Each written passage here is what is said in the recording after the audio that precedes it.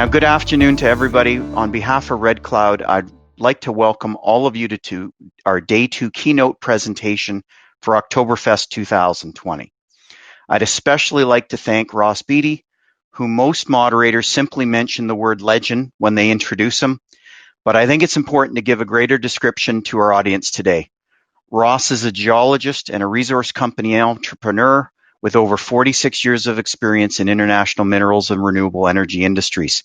Founder and chairman, Pan American Silver and Equinox Gold Group, Ross is the president of Sitka Foundation, one of Canada's leading environmental foundations, and patron of the Beaty Biodiversity Centre at UBC. He's also a director of a number of environmental NGOs, including Panthera, BC Parks Foundation, and the Pacific Salmon Foundation. Today's keynote will take the form of a 40-minute fireside chat. I would like to remind all viewers that at any time during the live presentation, you may submit a question in your browser. We'll do our very best to get to as many as possible. To begin, Ross, I had the pleasure of moderating David Rosenberg at yesterday's keynote. And like many heavy-hitting generalist macro advisory type people today, he suggested that both the current and forward-looking conditions in the global economy were remarkably bullish for gold, i.e. an outlook of zero interest rate policies from all the major central banks and a protracted period of significant debt, some type of debt monetization or inflationary period into the distant future. My question to you as a longtime resource follower, what's your outlook for gold and silver? Well, first of all, Bruce, thank you very much for the opportunity to speak to your group here and people who've joined this conference you're having. It's a great honor for me to present here. Thank you. I've had a long career in this game, and in different metals, in everything really, uranium and nickel and copper and gold and silver, and it's been a great journey. But part of my success has been somehow looking at, kind of like Wayne Gretzky, looking at where the puck's going to go, not where it is here. So building companies that respond to what's going to happen in the future in different metals. And just to just talk about what's happening today in the gold game. I mean, it's in my whole career, I've never seen conditions so bullish for gold going up. It's just a fabulous macro environment. And it's not just the economic numbers that Rosenberg might have quoted, the economic argument. It's also a geological argument. The supply side is constrained. We haven't been exploring enough. Grades are going down. Companies are having difficulty replacing reserves, and that's a supply side constraint. It takes 20 years now between discovery and production, not 5 or 10 years the way it did a few years ago. So even if the gold price goes up, normally when a price goes up, demand is constrained and supply goes up in almost anything under conventional economics. But in the gold business and silver business, because it takes so long to respond to higher prices on the supply side, that's going to keep prices higher for longer. So I just have to say across the board, on almost any metric, it doesn't matter what you look at, I'm bullish on gold. And I think, then we have to kind of step back and get away from the trees and look at the forest. And if you do that, and if you try to ignore the day-to-day noise, look out a year, look out 4 years. It's a certainty to me that we're going to have higher gold prices. And it's going to go back shooting through 2000 to much higher numbers. I don't know how high. I don't know exactly when. And eventually the party is going to be over and it's going to go back into a bear market. That's the way these things work. But today it's going to go higher for longer. The gold market will be strong. It's a great environment to be a gold buyer, a gold stockholder right now. The follow-up would be that with a little bit of a delay, we've seen silver chase gold across, upward this year as well. Any outlook for silver? I know you do see silver a bit different than just straight gold. Maybe you could explain. Oh, sure. I mean, silver is different than gold. It's at the same time, it's the same. It's also different. It's a schizophrenic metal. It has a foot in the camp of the precious metal. camp like gold. It's money. It's got all the things that gold has, but it's also an industrial metal, and therefore it also responds to factors that influence industrial metal prices. So you kind of have to think of, well, what's the market for, say, copper? What's the market for gold? And silver is going to be influenced by both of those. If you have a strong global economy or a nice rebound through, say, this COVID crisis, where silver is used in industrial products more, you're going to see silver outperform gold. If you have both a synchronous, good industrial outlook as well as a precious metal outlook, silver is going to be the best performer. On the other hand, if you have good monetary conditions for gold, but not so good for general metals because economic recovery is a little slower, or we have a recession or a slowdown, you're going to see silver underperform gold. And so that's kind of what you have to look at. Looking at the beautiful thing about silver is it has so many incredible uses, taking advantage of its unique chemical and physical properties. It's the best conductor of electricity. It's the best conductor of heat. It has, silver's number one use today. Almost nobody knows this, and it's come out of nowhere from almost zero 10 years ago. It's in photovoltaic cells. So silver is a critical component of this energy transition we're in the middle of right now, where we're electrifying things using renewable energy, more wind, more solar energy, more use of silver. So it's got this critical role in the new economy, and that's going to keep driving silver prices higher. If you also add on to that this great market for gold, silver's going to benefit from that too. So I think silver's got a pretty good outlook going forward. Thanks, Ross.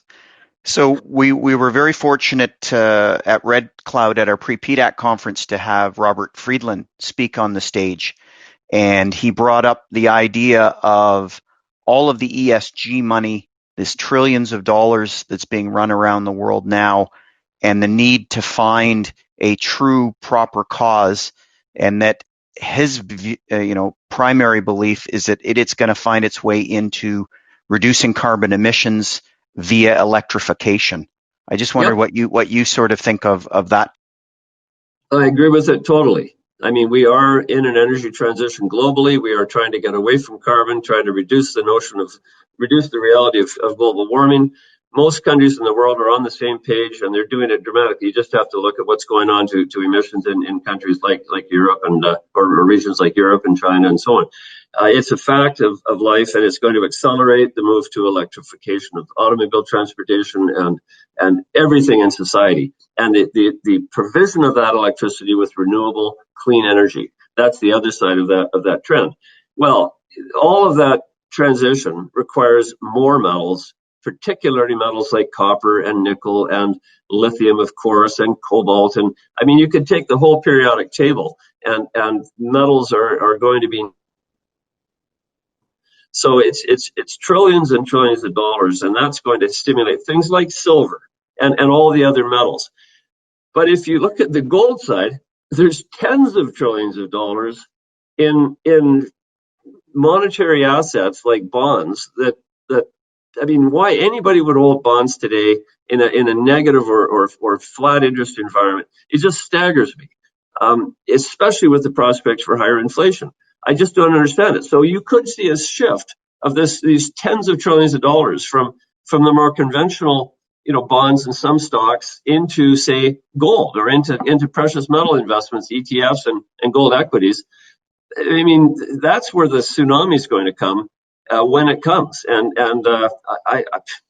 there's just not enough zeros in the gold price to accommodate that. That's probably going to be a problem with gold. There's just not enough to accommodate that move into something other than these terribly performing assets like bonds. Thanks, Ross. Listen, many of us have followed your very long, storied career in the copper space and the wealth you've created in that. How about a specific outlook, short, medium, and long term for the copper market? Well, you have to be bullish on copper too. I mean, every metal's different. You have to look at every single metal in its own demand situation, supply situation. But if you look at copper specifically, it has the best fundamentals of any industrial metal. It's just got excellent outlook. Because of this energy transition, we'll need more copper in the generation of electricity, the transmission of electricity, and the use of electricity on the other end. Electric vehicles use more copper than internal combustion vehicles. Renewable energy uses more copper than conventional, say, gas or coal-fired energy. So, we really, the outlook for copper is fantastic going forward. Of course, copper is also affected by the general economic conditions, and if we have a slowdown, it's going to be affected by that generally if that happens. And it's also affected by what happens in China. China is a massive, massive driver of the copper market. It's the biggest single consumer of copper in the world. And what happens in China will impact the copper market. But generally speaking, I see pretty calm seas and gentle winds going forward for the copper market, resulting in what will be, I think, very, very bullish price outlook. But it's not like gold. I mean, you don't have this copper. The demand might go up 3% or 4% a year. That's enough to keep copper, $3, $3.50, maybe hitting $4. I don't see copper doubling, but I see a profoundly solid demand side for copper, and the supply side for copper, it'll accommodate that. There's a lot of big copper mines that can accommodate that higher demand. It's not like gold, where you're going to see a sea change, I think, in generalist investors wanting to get into the gold market. They're not there today. There's massive amounts of money that if they decide that gold's the thing for them to be in, hold on to your hat. It's just tsunami of money that'll come into the sector. And so you could see gold, really going parabolic at some point, because it's got such different fundamentals than say copper, which is a much more conventional kind of a demand supply situation. So I'm very bullish on copper. I'm not so bullish on a lot of other metals, but copper is certainly going to be a winner, I think, going forward. Yeah, I did. Yes, I did tune in to one of your speeches earlier where you talked about the differences between lithium and potentially some of the other battery metal component commodities. And I was wondering if you could just talk a little bit about that for our audience, why you see lithium potentially from a price standpoint different. Yeah, I mean, lithium is the go-to metal for batteries. I mean, you can combine lithium with all kinds of other chemistries: manganese, aluminum, iron, nickel, cobalt, copper, all kinds of stuff, and yet they all use lithium. And lithium, and we're lucky that way, because there's a lot of lithium in the world. There's lithium in brines and in pegmatites and in spodumene deposits and in clays and in all kinds of different places in the Earth's crust, which is a great thing because we'll need a lot more lithium in the future. It's got a wonderful outlook, as it's the core component of most of these big batteries. And batteries are not just in cars and not just in pacemakers and small things. The big market for batteries is going to be the real state of the art right now is for large scale utility batteries that will allow power stations run off of wind and solar power to generate that power and put it into battery storage when the power is not needed, so that the battery storage can be used, say, at nighttime when there's no sun or when it's calm. And that's what a lot of utilities are now adding on to their renewable energy business to make that renewable energy kind of base load. And those are all used big lithium batteries, big lithium batteries. And so I see a great outlook for lithium, and it's a good thing there's lots of lithium, because the problem with, say, cobalt, which is also a wonderful component of batteries, there's just not enough cobalt in the world. So cobalt will never be used really as a large scale metal in batteries. There's just simply not enough of it. And so battery companies are going to shift away from cobalt because it's got real supply issues in the Earth's crust. And it's in tough places like Congo, and it's a lot of it's produced by child labor and so on. It's got a lot of negatives. Whereas lithium doesn't have those metals, and that's fabulous. Unfortunately, for lithium producers, it also means there's so much lithium around, I don't see great price rises. The demand's going to go parabolic, but you're going to see supply, I think, match that new demand. And it's great for the battery makers because they know they'll have a supply, relatively steady price for their lithium going forward. And that's really important. Listen, I apologize for peppering you with constant commodity questions, but most of the viewers know how much you know about all these commodities. Before I continue with any more of my questions, I just have two people on the line, one asking about your view on zinc and another one asking about your view on uranium. So if I could just ask you, would you give us a view on those two commodities? And then... Yeah, sure. Well, starting with zinc. Zinc has traditionally only had one real use, and that's galvanizing metal. And it's it's sucked up most of the zinc we've produced for the last 20 or 30 years, especially. Zinc has other potential uses. It's actually a critical thing for people to consume in their diet. And if they don't consume zinc in their diet, they get sick. And a lot of countries don't have much zinc in their diet. So it's going to be used more in sort of as a health additive to foods and stuff. That's going to be a new application of zinc that could use quite a bit of zinc. And then there's actually zinc batteries. I mean, the renewable energy game and the battery game is like I said, it's almost every metal in the periodic table is used in batteries, and maybe the zinc battery will become a dominant battery. There's some technological hurdles to overcome, but that's a potential big use of zinc in the future.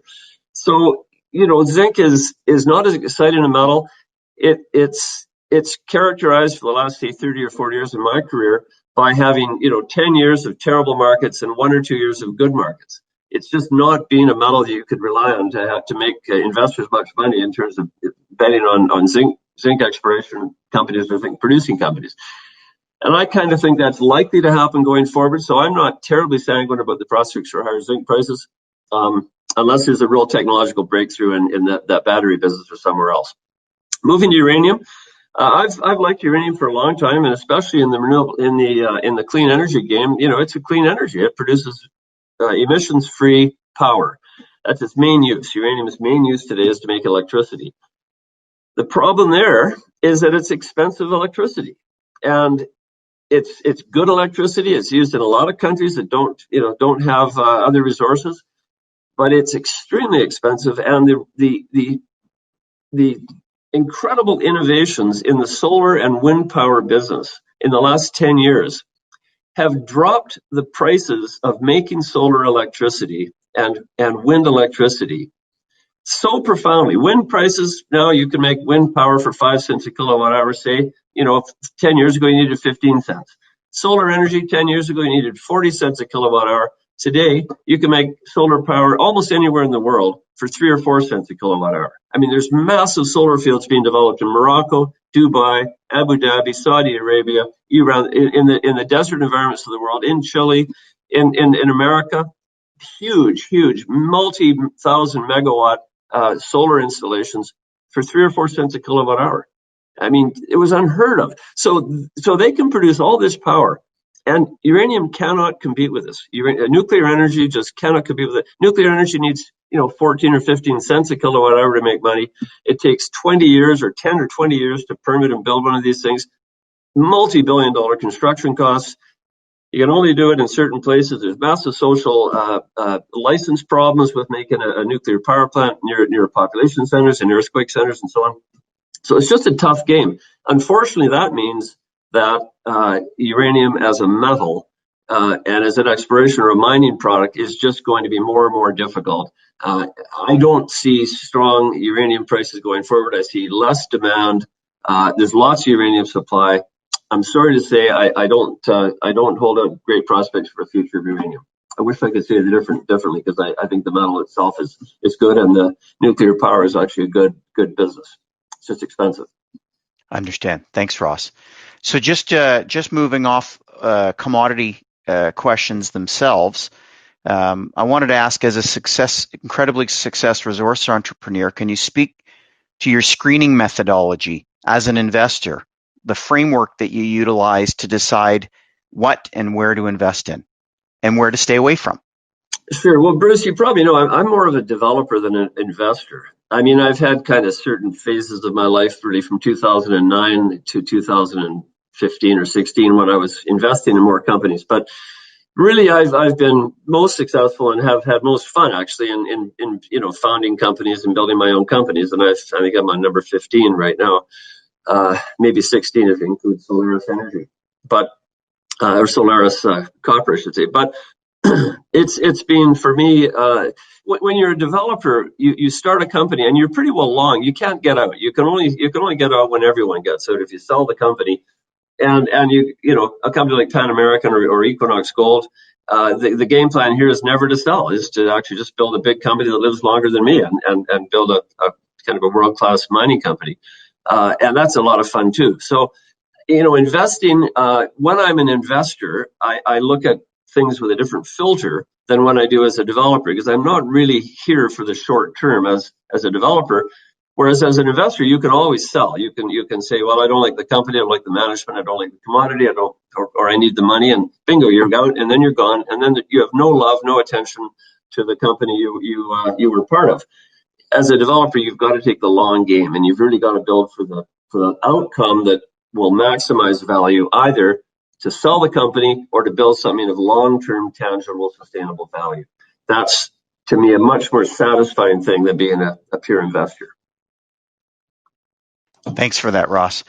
Well, I would suggest that the evidence sort of suggests that when you build stuff the way you do, I think a counter-cyclical viewpoint, which is buy stuff when the world thinks things are worthless and not meaningful, has served you well over the years.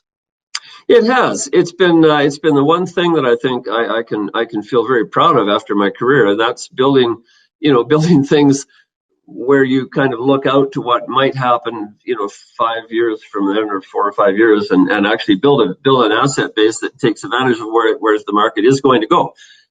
You could do exactly the same thing as an investor. I mean, the old adage, buy low, sell high, is absolutely accurate, and yet it's so hard to do, because when things are frothy, people are making lots of money, and they can gamble more easily. They've got all this money they've made. They usually roll it back into the business, the sector, and then all of a sudden, guess what? The long-term party that they've had a lot of fun with is over. They don't see it coming, and then they ride the market down for 3 or 4 years, and it just gets worse and worse and worse. And oftentimes they'll sell out at the bottom. So they'll sell low, and they'll be buying high, and it's just a terrible formula. So you've got to kind of step back, get away from the noise, and think about what's happening in the world, what's happening in the commodity game.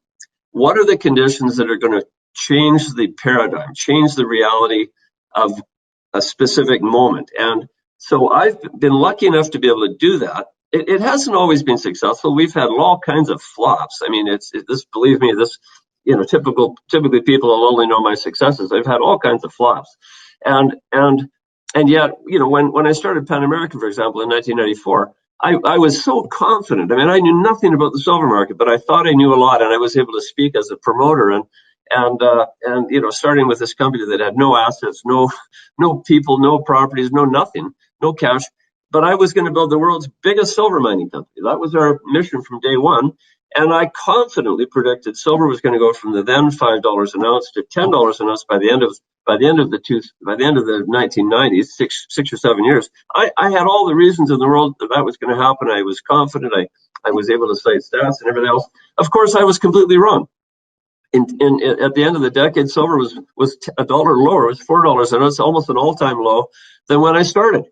But having even done that, we built a company around that. We built a successful company. We had assets that were going to be exposed to the extent that silver went up. And lo and behold, in 2003, the silver market broke, or 2002 really, the silver market broke out of this horrible, horrible bear market, and it's never looked back. It went from $4 to ultimately almost $50, not once but twice in the last 20 years, and it's been a fabulous run for Pan American. Made a lot of people a lot of money.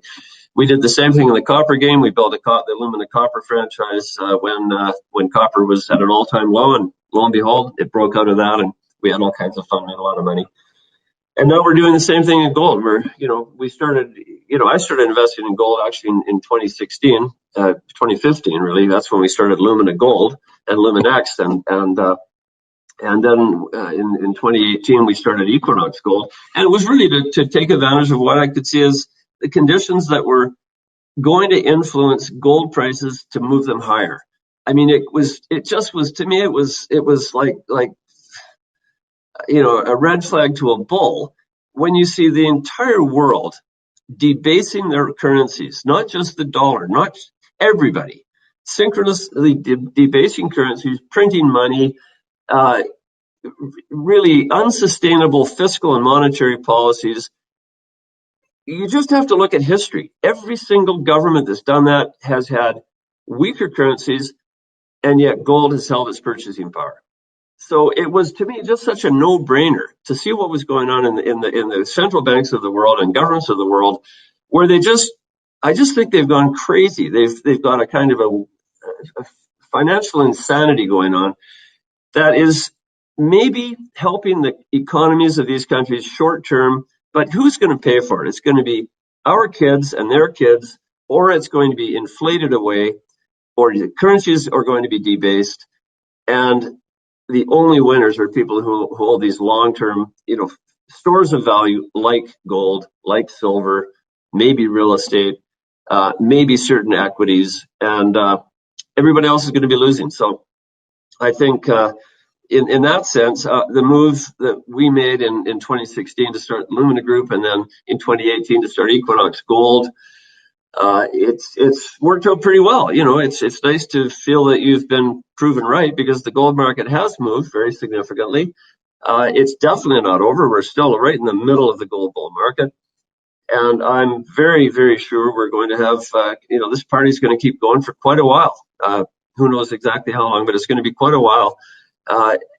It's nice to be, vindicated in that sense. Same with the copper market, same with the silver market, where, everything you did to build a store of good projects and operations that would be set up really well for investors to have this massive leverage to higher prices. Well, when the higher prices come, you get that value. Equinox Gold's tripled in the last year or so, and that's a nice way to reward people who've bet on my own dreams and my own vision of the future. That's great, Ross. That's a really nice segue into sort of what I was going to ask you next. If you look throughout the Lumina Group's portfolio of companies, there's any you want to just talk to, whether it's Pan American or Equinox or Lumina, Luminex, just talk to about the companies and upcoming milestones and things that you envision for any of them, if there's something you'd like to highlight. Yeah, sure, Bruce. Thank you. Well, I'm going to start with Pan American because that's been my flagship company. It's the one that has, been the most successful, I'd say, and the one that I'm most proud of, because it's actually 26 years old now, and it's had a pretty good run, and we've developed a pretty good reputation through excellence in mine building and exploration and social license and all that stuff. And it's just very rewarding for me to feel that we've done the right thing. We never did have a huge asset that really drove the success of the company. It was really putting a whole bunch of sort of base hits together, and ultimately it's been a real success. Pan American today is a $10 billion company. It's extremely well managed, and believe me, none of these companies I've built myself. These are all really good teams of people. I happen to be the figurehead on these things, but believe me, there's a lot of thousands and thousands of people that have really done the hard work to make this success. Pan American's got 11 mines today. It's very exposed to the higher silver prices, 26 or 27 million ounces of annual production of silver, and probably 500,000 or 600,000 ounces of gold. Looking long term, we have a assured future for well over a decade of reserves. Great optionality value in a couple of big projects. A mine in Guatemala that shut down. We're hoping to get the social license to that soon and have that open up and almost double our silver production from that one thing. We've got a massive silver deposit in Argentina that has optionality value. As soon as we get the license to develop that, we will, and it's also going to produce another 15 or 16 million ounces a year. And then we've got a huge discovery we made in Mexico at the La Colorada mine, which is below the existing high-grade silver veins we're mining and making a ton of money on.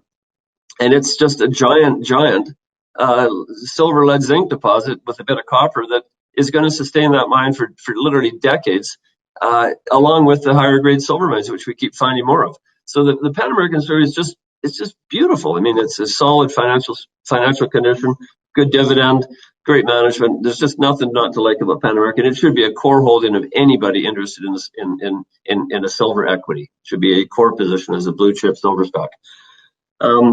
Then you have Equinox Gold. Equinox, we started at the beginning of 2018 from a combination of three companies. Started the first year, we had no operations. We bought a mine in California, Mesquite. We then opened up a mine in Brazil. Then we combined with a company early this year called Leagold. which brought us a mine in Mexico and three mines in Brazil. So now we have 6 mines. I'm today at the Castle Mountain mine, which is one of Equinox's newest mine. We just finished construction and we just poured our first bar last week.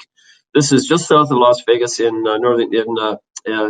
sort of southeastern California, and in San Bernardino County. And it's just great to be here. It's a great team of people who have built this mine in less than a year, on budget, on time, and it's going to be phase 1 of what will be a long life big producer here for Equinox. So yesterday we visited the Mesquite mine. Tomorrow we're going to see our mine in Mexico. Then we're going to go to Brazil. It's my first trip since February, and I'm super excited about it because I love doing this. And I've been like trapped up in a prison until now, and finally I've decided, it's time to get out and, be careful, wear my mask, but at least get out to see the mines, and it's what I love doing the most. And look at the upside.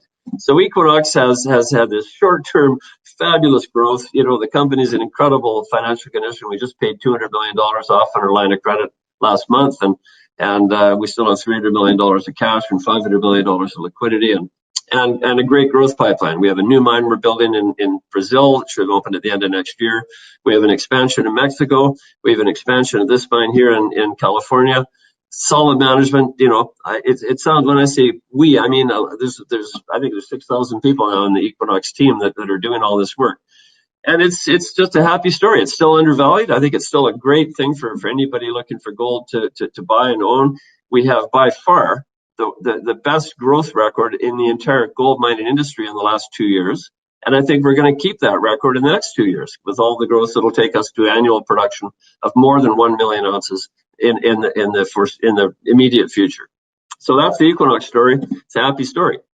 And then on the exploration side, the other 2 companies you mentioned are Lumina Gold, which is a story that it's an exploration play we've had in Ecuador for the last 4 or 5 years, and we're quite frankly at the point of trying to monetize it. So we're trying to find a large company now that'll take on this huge low-grade gold deposit of 17 million ounces that is in the resource currently, and build a big mine that'll produce 300,000 ounces, give or take 350,000 ounces for decades. And that's the exercise we're in right now, trying to monetize that company, turn it over to a big developer and a big miner, and have them take the financial risk and the financial returns from the next phase of the project, which is getting it going as a mine. Down market, the Luminex resources company was a spin out from Lumina Gold. I'm still a very big shareholder of that, about 20%, I think, and very happy. It's the same Lumina team that basically was there when we built the Lumina Copper companies. And these guys are smart. The stock itself is dirt cheap. It's the cheapest in the whole group. I think it's got a market cap of $80 million or 70 or something like that. And it has optionality all over it. We have a joint venture with BHP, another one with Anglo American. We just announced yesterday a brand new copper discovery we've made, and which we own 100% of in southern Ecuador. We have millions of ounces of gold resources already in the existing properties we've got, including a new discovery we made a year ago called the Camp Zone, which is going to have around 1 million ounces in it. And it might be a standalone mine by itself. So Luminex is just full of opportunity, but it's super cheap. And of all the companies in the portfolio, that's the one that has by far the highest reward potential. It's got more risk than the others as well, though, because it doesn't have that tangible value. It just has all this optionality. So that's my kind of current world as a developer, those 4 companies. And I think Equinox is going to be my last company, Bruce. I'm not a spring chicken anymore, and I'm ready to kind of hang up my spurs. So I really want to work hard to make Equinox a real great success. And by success, I mean a company that has a sustainable future as a producing company. This is not going to be a company we're setting up for sale. We're trying to have this company buy other companies and be really one of the market survivors and the market darlings in the next few years, with the growth, with the America's focus, good balance sheet, good management team. I really am hopeful that it's going to become a real industry name the way Pan American has been for many years now. So that's my current universe. Ross, that is a terrific segue to a question I've been wanting to ask since you were giving that rundown of your companies. Given the success with Equinox Gold and the like you suggested, it's still cheap and undervalued, but it has enjoyed a re-rating out in the marketplace because many of us industry watchers believe that it's the large producing guys that get the majority of the liquidity between them and the ETFs. And many of the small resource developers, it's a real struggle for access to capital. When do you think we get to that point in the cycle? You've sort of coined we're sort of midway through the investment cycle here, but when are we going to get some of those other large producers out there that may not have the growth pipeline that Equinox does to start looking at some near-term M&A? The M&A is always a function in the space. Sometimes it runs past the end of a cycle, but many times there's a sort of a kickoff in the middle way of the cycle, and that really gets the next leg of the cycle going. What are your thoughts as to where we might be? Yeah, it's hard to say. I mean, the last cycle, there was a lot of M&A done right at the top. It was the worst time to do these deals, and the companies really had to suffer through investor criticism. Of course, the investors forget that it was the investors who were pushing these companies to do these deals as much as anybody. But investors have short memories like that. I mean, the institutional investors, the big institutional investors.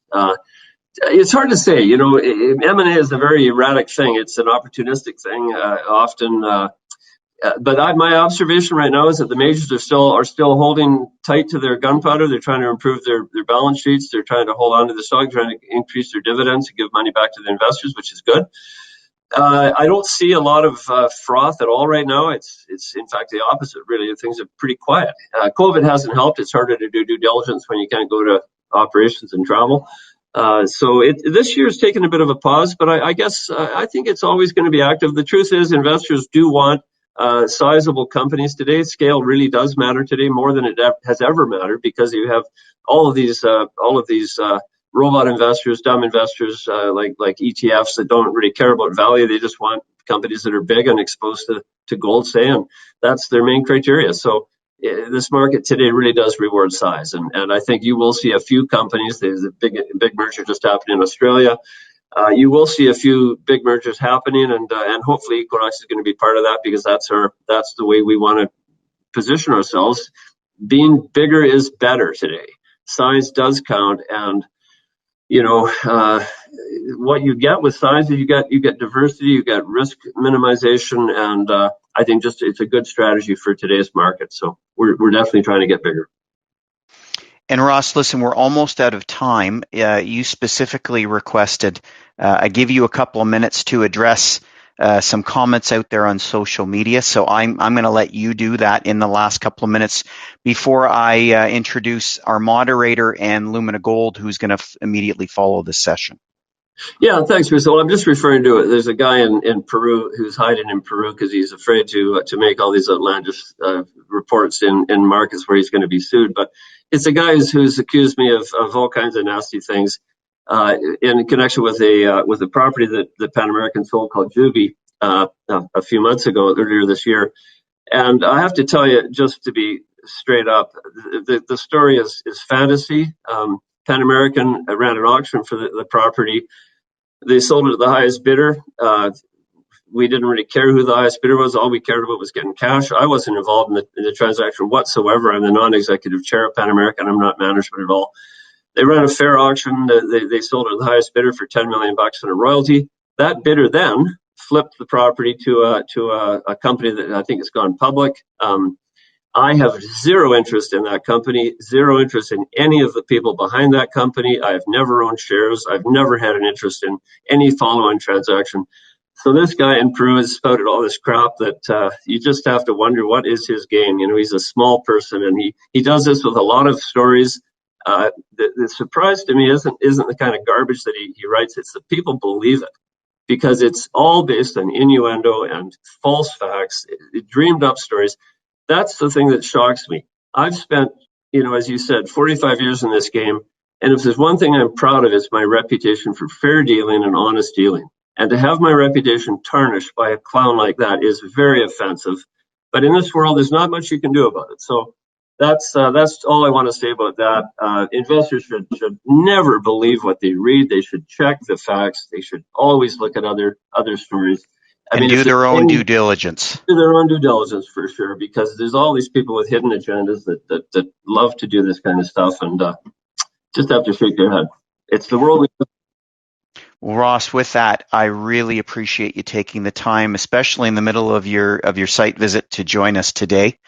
I'm going to now introduce Andrew Kipe, who's going to be moderating Marshall Koval, and I know Marshall's sitting next to you, and he's going to shove you out of the chair. Okay. And we're gonna begin our Lumina Gold session. So Ross, once again, thank you very much. It was my pleasure, Bruce. Marshall, the director of Equinox Gold, so he's been traveling with me here, and I'm going to let him take the mic from this point. Thank you so much for the honor of being able to be here today. Thank you.